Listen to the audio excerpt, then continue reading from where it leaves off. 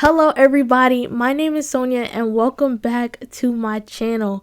I'm excited. I am so excited for this video because it is going to be the first video of our summer series. Like, it's lit. It's lit. Like, cue the music.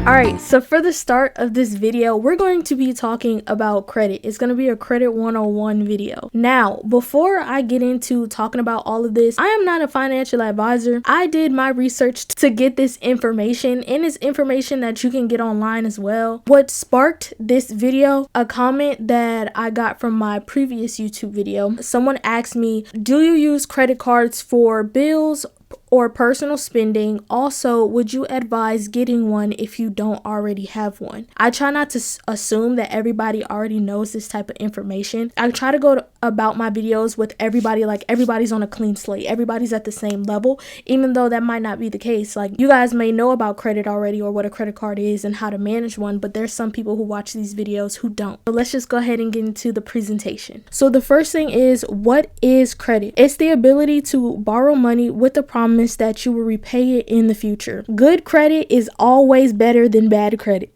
Okay? Always. The goal is to always have good credit, and I'm going to explain to you why. We're going to break down good credit. First of all, what qualifies you as having good credit? So a person that pays their bills on time every single time, does not miss a payment. You use less than 30% of your max limit. We're gonna go over the example of that. So the first thing is, with your max limit, let's just say you get a credit card and your max limit on your credit card is $3,000. Ideally, you shouldn't use more than 30% of that card.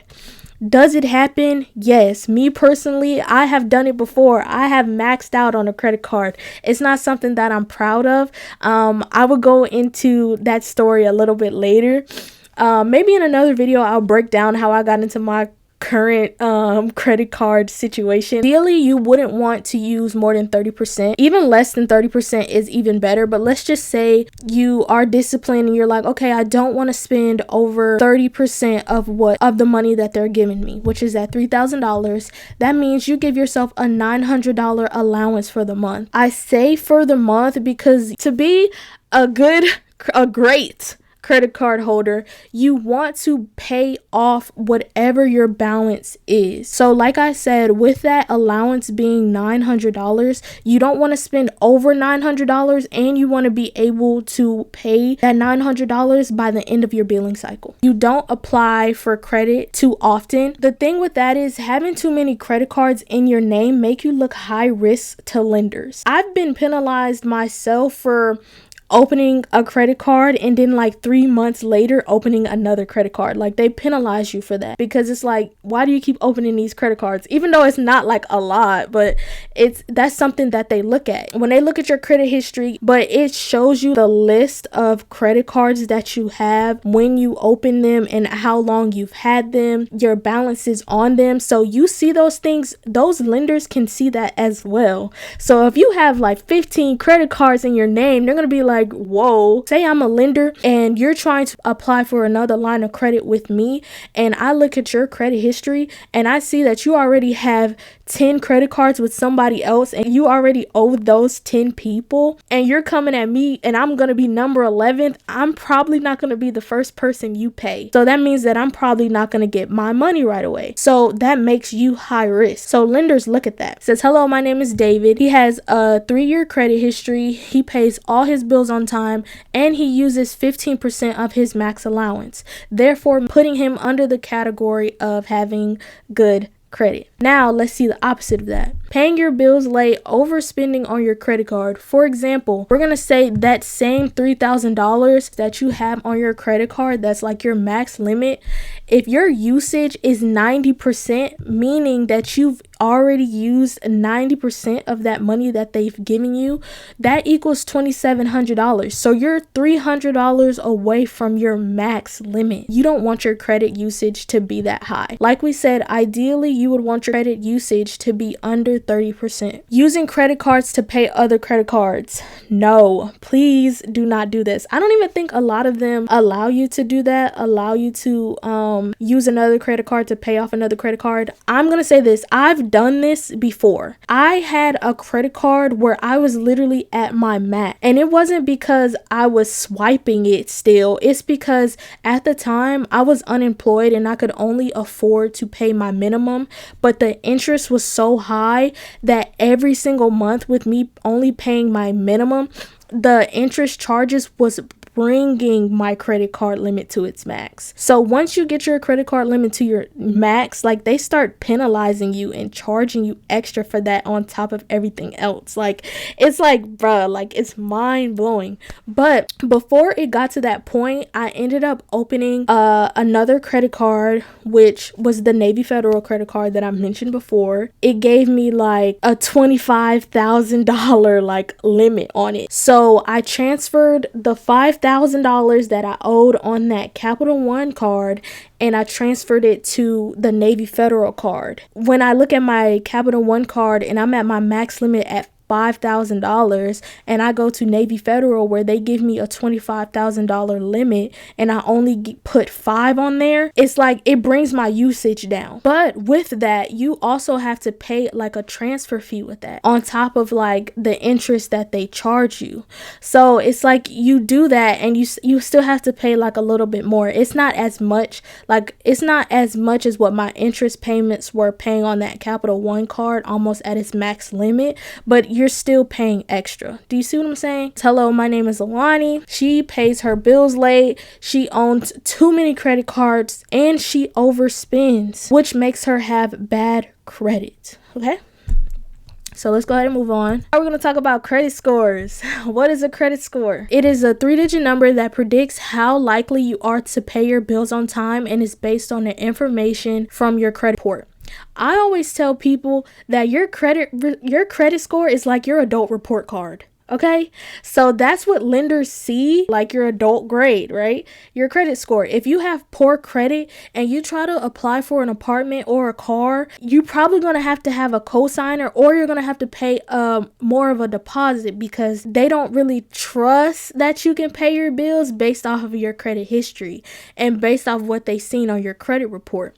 But if you're somebody who has good, excellent credit, like my mom used to always tell me, like, when you have good or excellent credit, you can walk into any store, any car lot, and get whatever you want because they, on your credit history, it shows that you can pay your bills and it tells them that you are responsible. So they do not mind loaning you this money because they know you're going to pay it back based off of your credit history. A lender doesn't know you as a person. They haven't met you personally. Let's just say you're applying for a credit card online. They have never met you before. They don't know your stories on why you can't pay your bills. They just see that you have not paid something or you have paid something. And based on that information on that credit report, they're going to be like, okay, I don't mind giving this person $10,000. I don't mind giving this person $5,000 because based off their credit history, they can pay me back compared to somebody who has a bad credit history and I'm going to apply for a loan and my credit is horrible.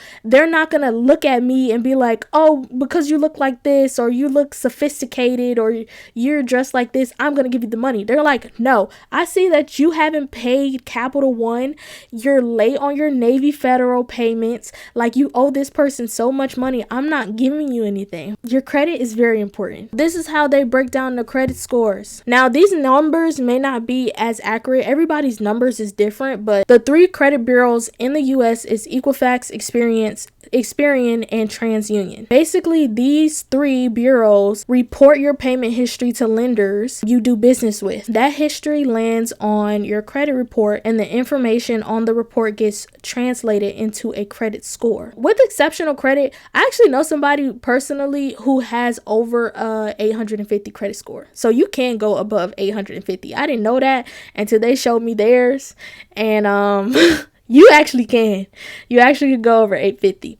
It's not a lot of people in the world who has over a 850 850 credit score, but there is people out there who has a credit score over 850. That's a goal for me. You know what I'm saying? If you're applying for a loan for a house, sometimes they'll be like, we can work with you if your credit score like above 600, or sometimes they have like credit repair people that they send you to help you get your credit up. Like, I don't really know how that works. I might have to do more research on like credit repair people, what they do to help you boost your credit up so you can maybe get a loan to buy a house. You know what I'm saying? All right, now we're gonna go over credit cards. What is a credit card?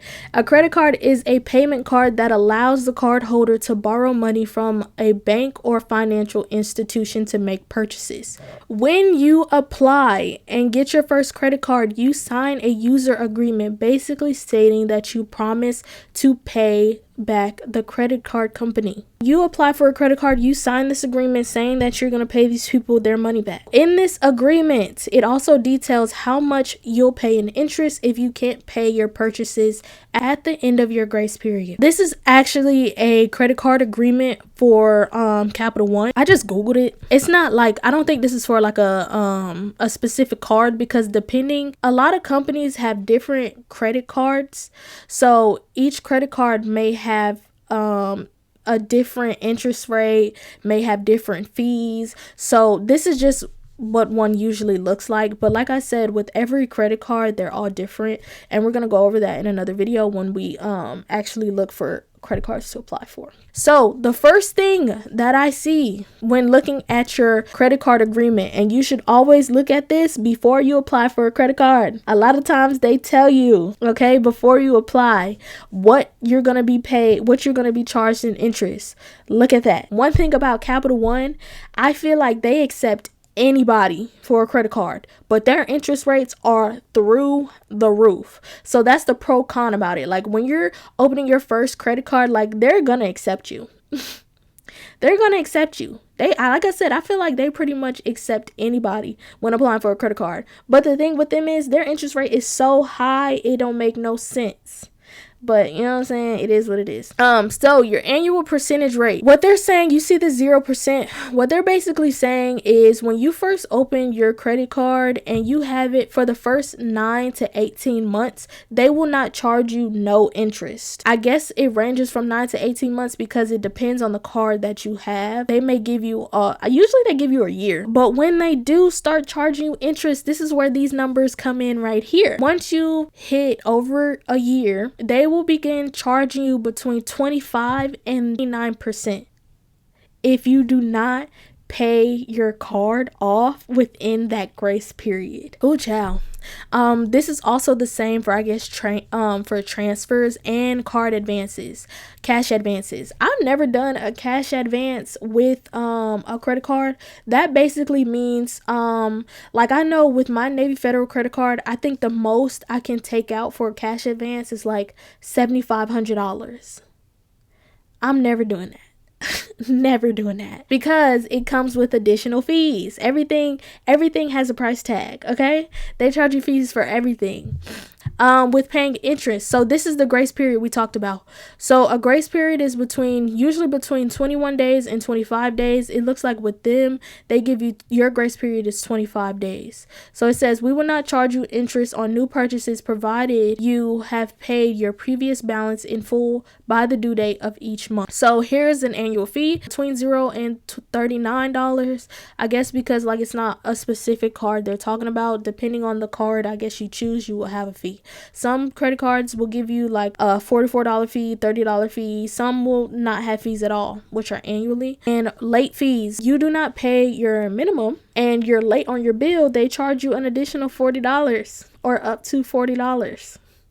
Pay your bills, guys. Late fees is not something to be played with. Me personally, I've never been late on a bill. I pray to God that I'm never late on a bill, because I already don't like giving these people money. Would I look like giving them more money for not being able to pay them the money the first time? No. Okay, next. How much was your shoes again? So we may go to the store and be like, oh, I'm just spending $50. Oh, I'm just spending $100. I got it in my credit card. I got it on my credit card.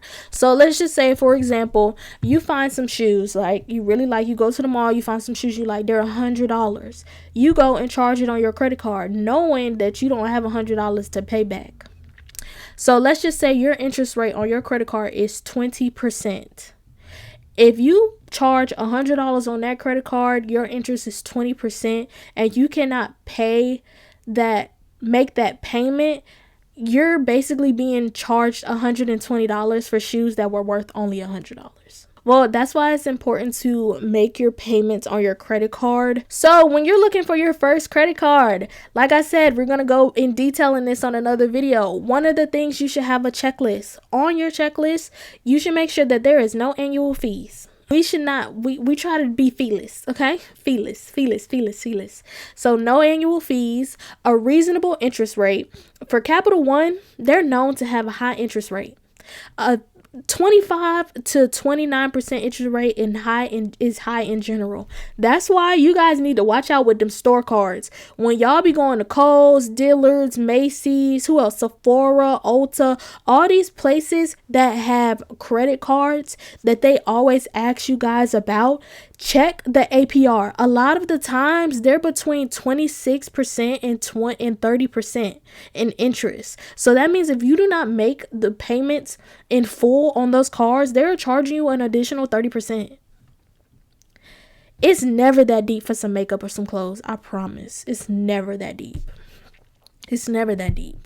So reasonable interest rates, low fees or no fees, and cash back. I always recommend a cash back card when you're opening your first credit card, because at least you're getting money back for what you're spending. And like I said, we're gonna do a whole separate video for first time credit card users. So that's why I said this video is definitely gonna be a part 2. Comment what other videos you would like to see me do. Any other information you would like to learn about as far as finance. It may be something that's new to me and we can learn together. That's why I don't mind doing these videos, because I have to do the research on this stuff.